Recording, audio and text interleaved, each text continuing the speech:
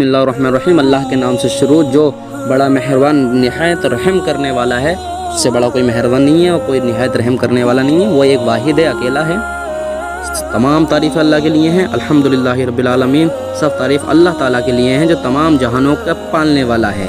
यानी कि सिर्फ अल्लाह पाल रहा है आपको, अल्लाह के सिवा कोई आपको नहीं पालने वाला।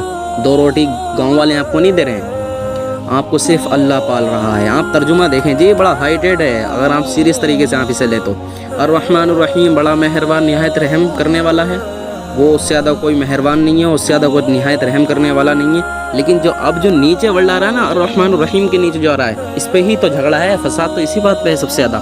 ये क्या कह रहा है, ये देखें आप, मालिकी यौमिद्दीन, है ना, बदले का दिन का, यानी क़यामत के दिन का मालिक। अब जो लोग ये कह रहे हैं कि हम क़यामत के दिन शफाअत करवाएंगे या वो करवाएंगे, जो लोग, है ना, मैं नबियों की बात नहीं कर रहा हूँ, मैं जो लोगों की बात कर रहा हूँ जो अपने आप को परहेज़गार और मुत्तकी होने के बाद में भी कह रहे हैं हम यानी कि बख्शिश करवाएंगे और हमारे बड़े लेके जाएंगे। ना शादी, आपके बाप की जन्नत नहीं है जो आप जन्नत में लेके जाएंगे।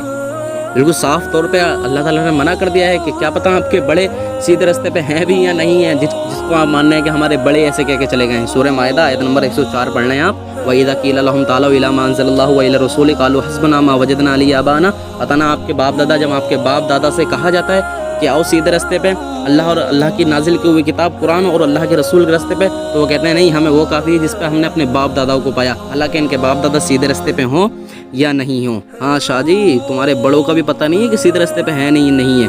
लेकिन जो इससे नीचे है, मालिक यौमिद्दीन के नीचे जो आयत है, ये तो बहुत हेवी हाइटेड है। आप देख लें इसको पढ़ के, इय्याका नअबुदु व इय्याका नस्तईन।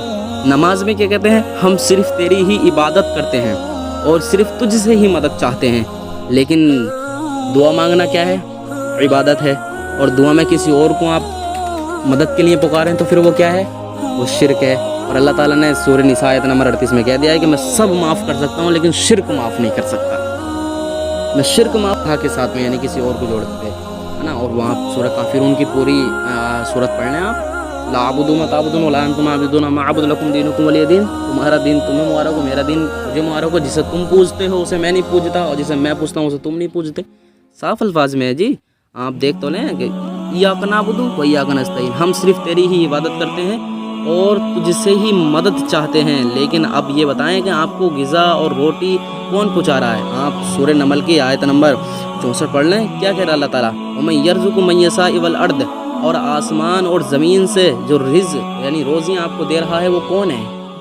हाँ शादी, हाँ वो कौन है, वो अल्लाह है। और अल्लाह के अलावा तुम्हें कोई रिज़्क़ दे सकता है, कोई दे सकता है?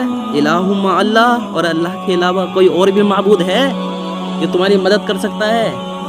इलाहुम मा अल्लाह, अल्लाह के अलावा कोई और है भी जो आपकी मदद कर सकता है? आप सूरह नमल की आयत नंबर 64 पढ़ लें, 64 है वो। बिल्कुल क्या आगे क्या लिखा है, इलाहुम मा अल्लाह, के अल्लाह के अलावा कोई और माबूद है, और है तो कुल हाथ बुरहानकुम, अगर अपना बुरहान पेश करो, इन कुंतुम सादिकीन, अगर तुम सच्चे हो तो।